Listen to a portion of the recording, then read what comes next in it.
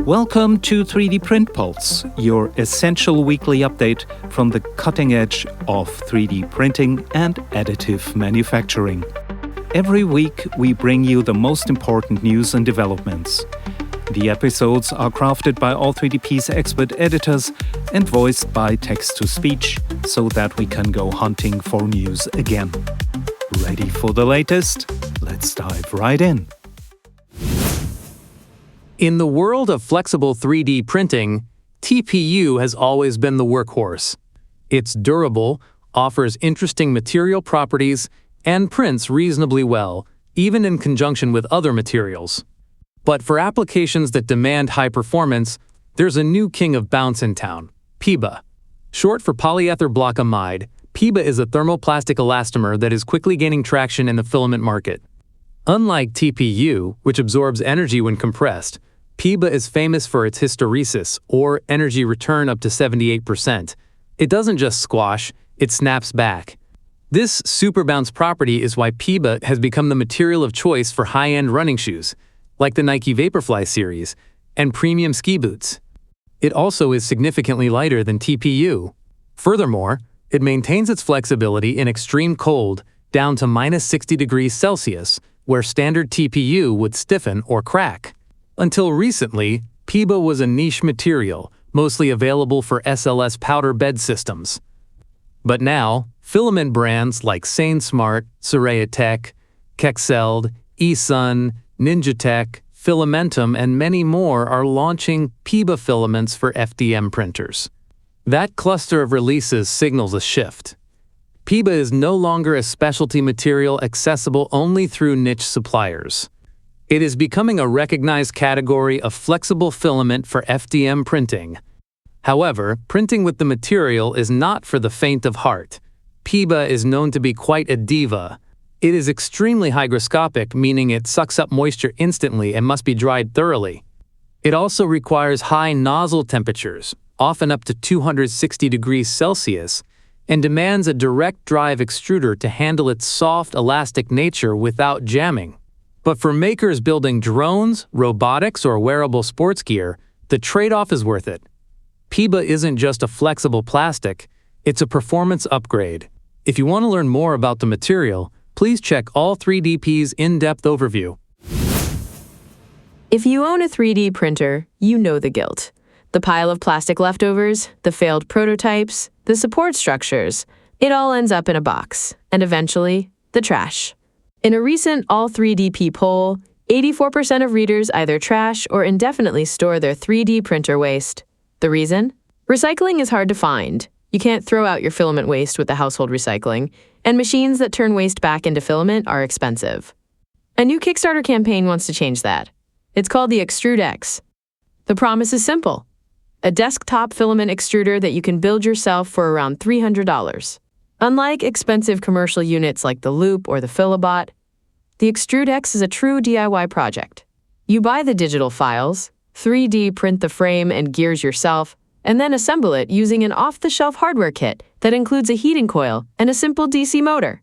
As there are other free DIY filament machines out there, the creator's pitch is, quote, accessibility. There is no complex coding or firmware to flash. It's a purely mechanical, hardware-driven beast.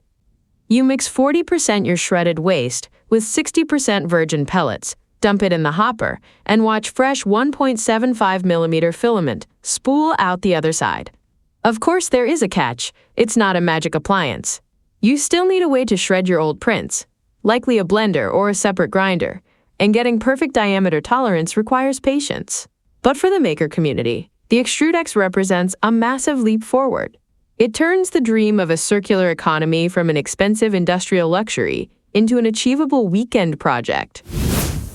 For all their acclaim, the Bambu Lab P1 and X1 series have always had one notable omission compared to their Pro machines: active chamber heating. They rely on the heat from the bed to warm the enclosure, which is often not enough to prevent warping when printing large parts in engineering materials like ABS, ASA, or polycarbonate. Biqu, the makers of the popular Big3Tech hardware, has just released a solution. It's called the Panda Breath. This add-on is a dedicated active chamber heating and filtration unit designed specifically for the P1 and X1 series. Unlike simple insulation mods, the Panda Breath actually generates heat, actively regulating the chamber temperature to ensure consistent thermal conditions. This is the quote-unquote holy grail feature for printing with engineering-grade materials, effectively bridging the gap between a standard P1S and the enterprise-focused X1E. The unit integrates a filtration system to scrub fumes from materials such as ABS, addressing the twin demons of warping and hazardous VOCs in one device. Priced around $109, the Panda Breath mounts seamlessly to the printer, continuing Biqu's trend of plug-and-play mods for the Bambu ecosystem. If you're printing mostly with PLA, this is overkill, but for users tired of cracked ABS parts, this might be the essential upgrade of the year. And now, a word from our sponsor. Are you an engineer or designer looking for high-precision CNC parts? Tired of waiting for manual quotes? Stop waiting. Craftcloud is your solution for instant on-demand CNC machining. Upload your CAD file, select from a wide range of materials, and instantly compare real-time quotes worldwide. Get the best price on precision parts, from rapid prototypes to mass production. We offer 3-axis and 5-axis milling, turning, and more. No minimum orders, just transparent pricing, fast delivery, and expert service. Craftcloud. We turn your CNC ideas into reality. 3D prints, no matter how precise, often look plasticky. All 3DP senior editor Matt Mensley found a surprisingly simple trick to fix that. Instead of accepting the plastic look, you add shallow recesses, about 1 millimeter deep when you design your model. This creates a perfect bed for premium materials like felt, faux leather, or cork. The process isn't high-tech. You simply export the vector outline of that recess and cut your fabric to match. While a laser cutter makes this instant, a sharp pair of scissors and a paper template work just fine. By gluing these panels into your print, you get a mixed material finish that mimics high-end consumer products. Here are the news bulletins. A new Kickstarter project called Liquid Blade 3D promises to turn standard desktop 3D printers into metal cutting machines using electrochemical machining. The add-on toolhead sprays a saltwater solution onto conductive metals like copper or gold while applying an electrical current, effectively etching or cutting the material without heat or physical contact. Currently compatible with Ender 3, CR10, and Prusa i3 frames, it targets PCB prototyping and jewelry making with a precision of 0.3 millimeters. Fashion designer Susan Fang has launched a new collection of 3D printed accessories for Apple products. Moving away from standard flat cases, these items feature sculptural, textured TPU designs for iPhones, AirPods, and Apple Watches. In a fusion of fine dining and additive manufacturing, Restaurant Ocean in Portugal has commissioned custom 3D printed ceramic plates for its new tasting menu. Created by ceramic artist Cindy Valdez, these plates are printed in clay to match specific culinary themes. That's it from the weekly roundup from the world of 3D printing. As usual, you can find all the links in the show notes. Thank you to our sponsor Craftcloud, and remember, you can always find more in-depth articles, reviews and guides at all3dp.com.